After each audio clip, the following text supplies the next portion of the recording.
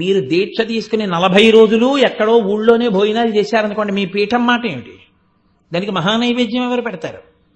మహానైవేద్యం పెట్టి మీరు తినకుండా వెళ్ళిపోతే ఈశ్వరోచ్ఛిష్టం మిగిలిపోతే దోషం ఎవరిది? మహానైవేద్యం పెట్టారు, ఇంట్లో భోజనం చేయరు, ఎక్కడికో వెళ్ళి భోజనం చేస్తున్నారు. అప్పుడు మీ ఇంట్లో పెట్టకపోతే పీఠానికి మహానైవేద్యం లేదు. పెట్టి వదిలిపెట్టి ఎక్కడికో వెళ్ళి భోజనం చేస్తే మీరు పరాన్న భుక్కు, మీరు మహానైవేద్యోష్టిష్టాన్ని విడిచిపెట్టేశారు. ఎలా? అందుకే పీఠం పెట్టి పూజ చేస్తే ఇంట్లోనే భోజనం చేయాలి.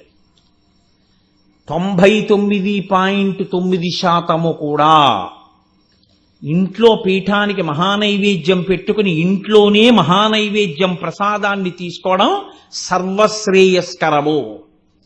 అలాగే చెయ్యమని శాస్త్రాలు చెప్తున్నాయి తప్ప దీక్ష అంటే ఏదో ఒక రంగు బట్టలు వేసేసుకుని ఏం చేసేసినా చలామణి అయిపోవడం దీక్ష కాదు. ఏం చెయ్యాలో అది చేస్తేనే దీక్ష.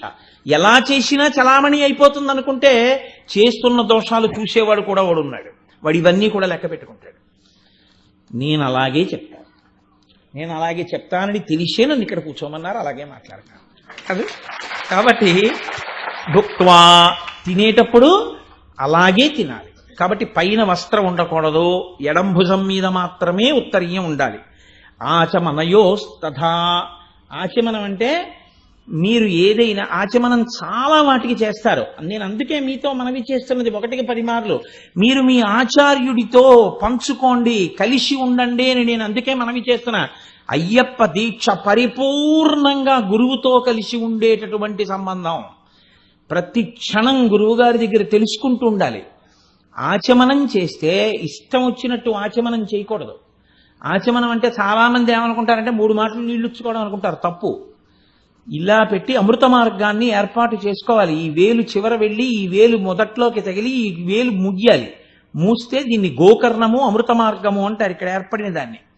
అప్పుడు ఇందులో మినపగింజ ములిగినంత నీరు మాత్రమే పోసి ఓం కేశవాయ స్వాహ అని మంత్రం పూర్తయ్యాక కింది పెదవి ఒక్కటే ఈ ఎత్తుగా వచ్చిన ప్రదేశం దగ్గర తాకించి జుర్రుకున్న చప్పుడు రాకుండా నోటిలోకి పుచ్చుకొని కంఠంలోంచి నీరు జారిపోయిన తరువాత మళ్ళీ తర్వాత నామని చెప్పాలి.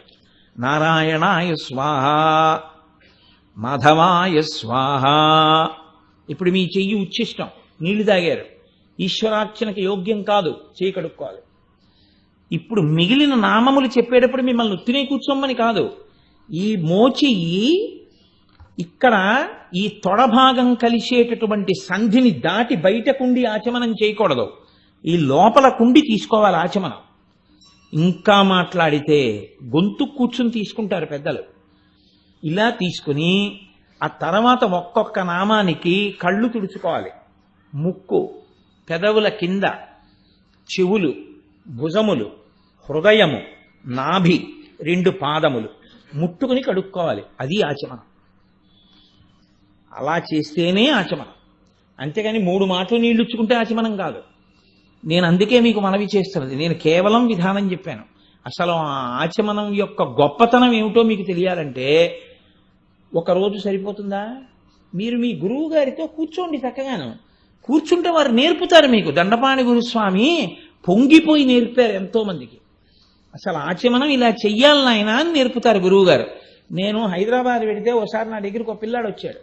నేను చాలా సంతోషించాను, నాకు ఆచమనం నేర్పండి అని అడిగాడు వాడు, బ్రహ్మచారి. కాబట్టి ఆచమనం చెయ్యాలి అంటే పైన చొక్కా కాని బనీను కాని ఏమీ ఉండకూడదు. ఎడంభుజం మీద ఉత్తరీయం ఒక్కటి మాత్రం ఉండి తీరాలి. ఉండి ఆచమనం చెయ్యాలి. విఖచ్చ అనుత్తరీయశ్చ నగ్నశ్చ అవస్త్రయేవచ. స్పష్టంగా వేదం చెప్తోంది. పంచగా అంటే అంచులను, యువతలి అంచును తీసి ఒక పక్కకి పెట్టి 5 చోట్ల నొక్కితే పంచకట్టు అంటారు. వెనక్కి ఒక అంచు తీసి కుర్చీళ్లు పెట్టి గోచి అంటారు. అంటే ముందు నుంచి వెనక వరకు తిరిగి కుర్చీళ్లు వెనక భాగంలో దోపుకోకుండా కేవలం లుంగీ కింద కట్టుకుని దీక్షితుడు తిరిగితే వాడు ఎలా ఉన్నాడని అయ్యప్ప స్వామి వేసుకుంటారో తెలుసా? వాడు నగ్నంగా గుళ్ళో తిరిగిన వాడి ఫలితం వేస్తారు. వాడి నేను మన్నింపబడిదను గాక. నేను యథార్థం చెప్తున్నా. నేను మీకు అనుమానం ఉంటుందనే మంత్రభాగం కూడా తీసుకొచ్చి చెప్తున్నా. కాబట్టి వికచ్చ, వికచ్చ అంటే గోచీపోసి కట్టుకోనివాడు, అంటే లుంగీలు కట్టుకు తిరిగేవాడు. వికచ్చ అనుత్తరీయశ్చ, ఎడంభుజం మీద ఉత్తరీయం లేనివాడు. నగ్నశ్చ అవస్త్రయే వచ, వాడు నగ్నంగా ఉన్నవాడు, వాడు ఏ వస్త్రము కట్టుకోకుండా తిరిగిన వాడితో సమానం. దీక్షితుడైన వాడు లుంగీ కట్టుకుని దేవాలయంలోకి వెళ్ళడం కానీ, లుంగీ కట్టుకుని ఈశ్వరారాధన చేయడం కానీ చేయకూడదు. ఏదో మామూలుగా ఏ దీక్ష లేనివాడు కట్టుకుని వెళ్తున్నాడు అనుకోండి, అది వేరు. అసలు అలా కూడా కట్టుకోకూడదు. ఇంకా దీక్షితుడు కట్టుకోవడం ఏంటి లుంగీ? నేను దండపాణి గురుస్వామి గారి గురించి చదివాను. పంచకట్టి తీరు అని చెప్పేవారు ఆయన. పంచ కడితేనే దీక్షిస్తా, గోచి పోసి కట్టి వెనక్కి కుర్చీళ్లు పెట్టి దోపుతావా?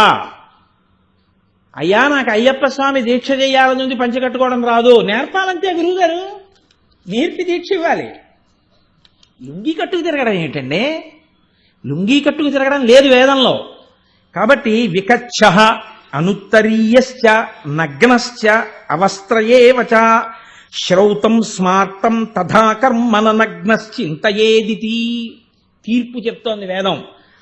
శ్రౌతం అంటే వేదమంత్రములతో కూడినటువంటి ఏ పనికైనా, అంటే ఆచమనం చెయ్యడంతో ప్రారంభం చేసి స్మార్తం, స్మార్తం అంటే స్మృతులు చెప్పిన వాటికి స్మార్తం అంటారు. శ్రౌతం అంటే శృతి చెప్పింది. శృతి చెప్పినవి కాని స్మృతి చెప్పినవి కాని తథా కర్మన నగ్నశ్చింతయేదితి.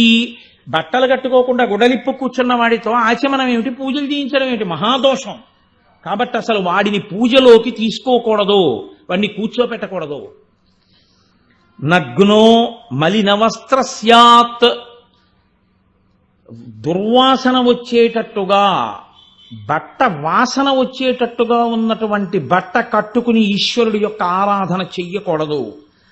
నగ్నశ్చార్ధపట, తడిబట్ట కట్టుకుని గుళ్ళోకి వెళ్ళినా, తడిబట్ట కట్టుకుని పూజలోకి కూర్చున్నా వాడు బట్టలు ఇప్పుకుని పూజకు కూర్చున్నట్టు లెక్కలో వేస్తారు. ఆర్ధ్రపట స్మృత నగ్నస్తు దగ్ధవస్త్ర స్యాత్, పొరపాట్న ఒక అగరవత్తు ఇలా తిప్పుతుంటే దాని నిరుసు ఒకటి వస్త్రం మీద పడి కన్నం పడింది, వెంటనే వదిలిపెట్టేయాలి. అసలు ఇంట్లో ఉంచుకోకూడదు, దాన్ని తీసేయాలి. ఎందుకో తెలుసా అండి? ఆ వస్త్రం మళ్ళీ కట్టుకున్నారనుకోండి, మీరు నగ్నంగా ఉన్నట్టే లెక్క. ఇంకా శాస్త్రంలో అది పొరపాటున కానీ కట్టుకుని మీరు ఆచమనం చేయడం కానీ, అది కట్టుకుని ఏమైనా మంచి పని కానీ చేస్తే మీరు బట్ట లేకుండా చేసినటువంటి పాపం వేస్తారు ఖాతాలో, తప్ప మీరు మంచి పని చేశారని వెయ్యదు వేదం, ఈశ్వరుడు వెయ్యడు. కాబట్టి నగ్న స్యూతపటస్తథా, కొంచెం జాగ్రత్తగా వినండి. వస్త్రాన్ని తీసుకొచ్చి కత్తెరతో కత్తిరించి దర్జీ మిషను మీద కుట్టినటువంటి బట్టని వేసుకుని తిరిగినవాడు బట్ట విప్పుకు తిరిగినవాడే. కాబట్టి దీక్షాస్వీకారం చేశాడు అంటే ఏమిటి దాని అర్థం?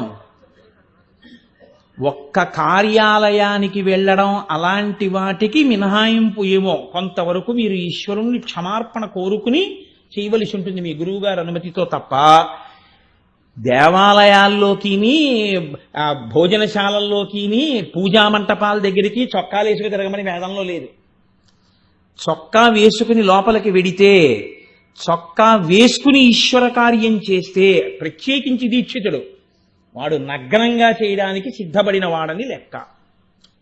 నేను దండపాణి గురుస్వామి గారి గురించి చదివాను. ఎన్నడూ కుట్టిన బట్ట వేసుకుంటానంటే ఆయన దీక్ష ఇచ్చేవారు కాదు.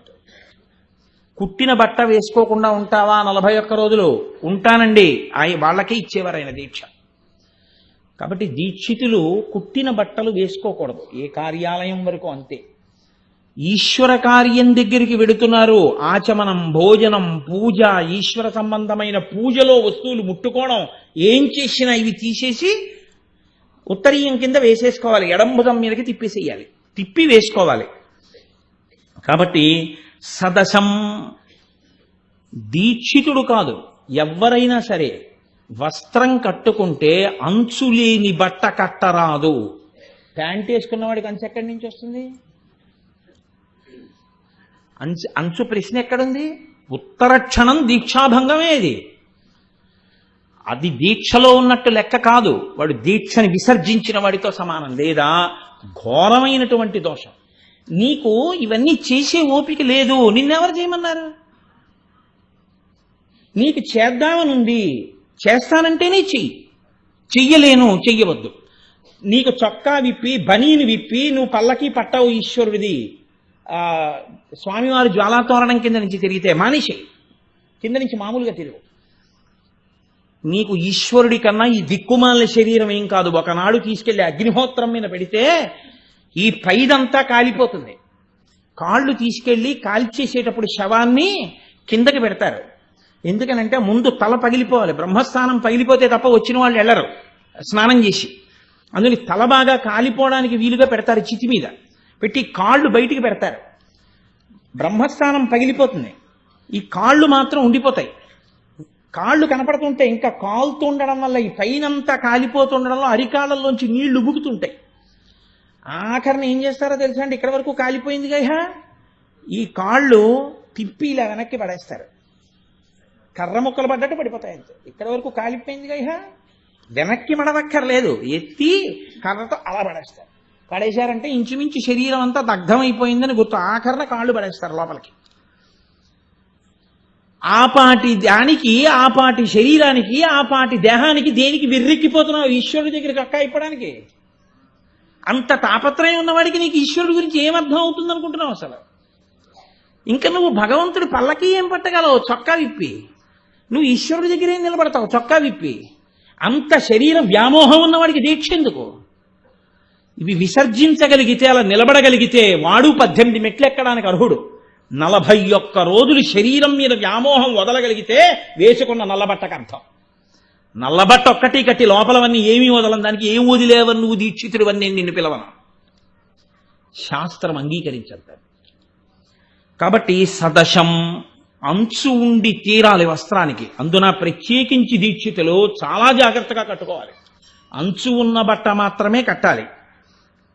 అఖండం, కట్టుకున్న బట్ట ఎన్నడూ చీల్చబడినది కాకూడదు. అందుకే మీరు చూడండి, కత్తెరతో బ్లేడుతో కొయ్యవలసిన అవసరం లేకుండా ఉత్తరీయం వేరుగా ఉంది అని గుర్తేమిటో తెలుసా అండి? రెండిటికి మధ్యలో నేత దూరం పెట్టేస్తారు. దాన్ని వేలుతో ఇలా అన్నా సరే ఊడిపోతుంది ఉత్తరీయం. తప్ప ఒక వస్త్రాన్ని తెచ్చి ముక్కలు చేసి రెండు చొక్కాలు కుట్టించడమో ఏదో చేశారనుకోండి, అందులో కొన్ని ముక్కలు కత్తిరించి చొక్కా కుట్టడం ఏదో చేశాడనుకోండి, ఇక అది దీక్షకు పనికిరాదు. దీక్ష ఎందు మీరు ఆ వస్త్ర దీక్ష ఎందు ఏంటండి? తెలియక కొత్త బట్టలు పట్టుకెళ్ళి ఈశ్వరుడి దగ్గర పెడుతుంటారు చొక్కాలు అవి. అలా పెట్టకూడదు. కొత్త బట్టలకి లక్ష్మీ కటాక్షంగా ఓ పసుపు చుక్క పెట్టుకుని కట్టుకోవడమే. మీరు ఈశ్వరుడి దగ్గర పెట్టాలి అంటే ఒక్క పంచ ఉత్తరీయం మాత్రమే పెట్టాలి, తప్ప ఇతరములను పెట్టుకోకూడదు. కాబట్టి పంచ కట్టుకోవడం అంటే గోచీపోసి కుర్చీళ్ళు పెట్టి పంచ కట్టుకోవడం, లుంగీలు కట్టుకుని దీక్షలు తిరగడం పంచ కట్టుకోవడం కాదు. కాబట్టి శ్రద్ధగా ఉండాలనుకుంటే ఉత్తర క్షణం పంచ కట్టుకోవడం నేర్చుకోండి. కాబట్టి సదశం అఖండం, చీల్చబడనటువంటి బట్టను మాత్రమే కట్టుకోవాలి తప్ప ఎలా పడితే అలా బట్ట కట్టుకుని దీక్షితుడు అసలు తిరగరాదు.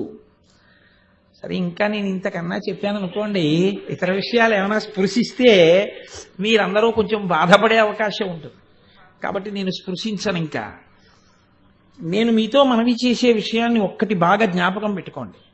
నాకు వ్యగ్రత లేదు, నాకేమీ కోపం లేదు, నేను ఎవరి యందు దోషం పట్టాలనేటటువంటి ప్రయత్నం ఉన్నవాడని అసలు కాను. నా ప్రయత్నం వల్ల ఒక్కటే. ఏమిటి నా ప్రయత్నం అంటే, ఈ 2 రోజులు నేను కూర్చున్నటువంటి ప్రసంగాలు దండపాణి గురుస్వామి వారి స్మారక ఉపన్యాసాలు. ఆ మహానుభావుడు దేనికోసం తాపత్రయపడ్డారో ఆ కోణంలో నేను మాట్లాడలేకపోతే నాకేదో పనుందని నేను మానేయడం మంచిది.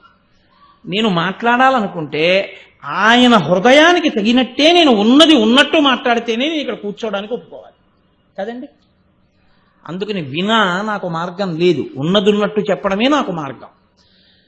అందుకే నేను మీతో మనవి చేస్తున్నాను, అయ్యప్ప స్వామి దీక్ష తీసుకుంటే 40 రోజుల్లో అయిపోతుందనుకోవడం కన్నా మూర్ఖత్వం ఇంకొకటి లేదు. నేను ఆయన పాదాల దగ్గర కూర్చుని చెప్తున్నాను. ఇప్పుడు నేను చెప్పినవి 40 రోజుల తర్వాత పనికి రావని మీరు ఎలా అనుకుంటున్నారు? ఆచమనం 40 రోజుల తర్వాత మీకు అక్కర్లేదా? 40 రోజుల తర్వాత కూడా ఆచమనం చేస్తారుగా. చెయ్యాలంటే ఎడంబుధం మీద ఉత్తరీయం ఉండాలిగా, పైన వస్త్రం లేకుండా ఉండాలిగా, గోచీ పోసుకుని పంచె కట్టుకునే దేవాలయాల్లో తిరగవలసి ఉంటుందిగా, చొక్కాలు వేసుకుని ఈశ్వరుడి దగ్గరికి వెళ్ళి పూజలు చేయకూడదుగా, మీ ఇంట్లో మీరు భోజనం చేసినా చొక్కా బనీను విప్పి కదా భోజనం చేయాలి. ఇవి మీకు ఎప్పుడు పనికిరావని మీరు అనుకుంటున్నారు? ఇవి తెలుసుకోవడానికి అట్టే మాట్లాడితే అయ్యప్ప స్వామి దీక్ష అక్కర్లేదు. జిజ్ఞాసు అయి ఉన్నాడు అనుకోండి, తెలుసుకోవాలని కుతూహలం ఉందనుకోండి, బాగా ఆచార్యుణ్ణి పట్టుకున్నాడు అనుకోండి, నేనంటాను ఆయన ఊపిరున్నంత కాలం ఆయన దీక్షలోనే ఉన్నాడు. ఆయనకి కొత్త దీక్ష ఏంటి? ఆయన దీక్ష లేకుండా చేసే పనే లేదు. ఇవాళ మన ప్రారంధ కర్మ ఎలా వచ్చిందంటే దేవాలయాల్లో తీర్థాలు కూడా నిలబెట్టిస్తారు, మనం కూడా నిలబడి కూర్చుకుంటాం. అసలు తాగడం తినడమే నిలబడి చేయకూడదంటే ఇంకా దేవాలయంలో తీర్థం నిలబడి తాగడం ఎంత దారుణం మీరు చూడండి. కూర్చుని అథవా కనీసంలో కనీసం వంగైనా తీర్థం పుచ్చుకోవాలి, లేకుండా నిట్ట నిలువుగా నిలబడి తీర్థం పుచ్చుకోవడం ఏమిటి? దీక్షితులు అలా తీర్థాలు పుచ్చుకొని దేవాలయ ప్రాంగణాల్లో తిరగడం ఏమిటి? ఒక దీక్షితుడు తిరుగుతున్నాడు అంటే దేవాలయంలో ఆ దీక్షితుని యొక్క నడవడి చూసి మీ కాళ్ళ మీద పడాలి. అబ్బా, ఎంత నియంత్రణ సాధించాడు, ఎంత గొప్పగా ప్రవర్తిస్తున్నాడు. ఎక్కడి నుంచి వస్తుంది? అమాంతం ఇవాళ మీరు బట్ట మార్చుకున్నారని మీకు లోపల వచ్చేవి ఇవన్నీ. ఇప్పుడు నేను ఈ రంగు బట్ట విప్పి ఇంకొక రంగు బట్ట కట్టలేను అనుకోండి, ఈ శరీరానికి ఎలా వస్తుంది? నాకేమైనా వచ్చేస్తాయా కొత్తగా? రావు. దేనివల్ల వస్తాయి? తెలిసి ఆచరించేటటువంటి ఇంకొక మహానుభావుడితో నాకు సంబంధం ఏర్పడితే, ఆయన దగ్గర కూర్చోడానికి నాకు అనుమతి లభిస్తే, ఆయన నాకు చెప్తే, నేను ఆయన వెంట పడి తిరుగుతూ ఉంటే, ఆయన ఎలా తిరుగుతారో ఎలా ఉంటారో ఆయన ఆవేదన ఏమిటో నేను అర్థం చేసుకుంటే నాలో మార్పు వస్తుంది.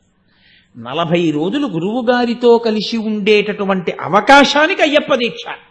గురువుని వదిలేసి మిగిలినవన్నీ స్వతంత్రంగా చేసుకోవడానికి ఆ దీక్షలో కొత్తగా మీకేం వస్తుంది అనుకుంటున్నారు? 40 రోజుల తర్వాత మీరు మాల వేసుకున్న మొదటి రోజున మీకు ఏమొచ్చు అనుకుంటున్నారో, మీరు ఇరుముడి కొట్టుకున్న రోజున కూడా మీకు అదే వచ్చి ఉంటుంది అంతే.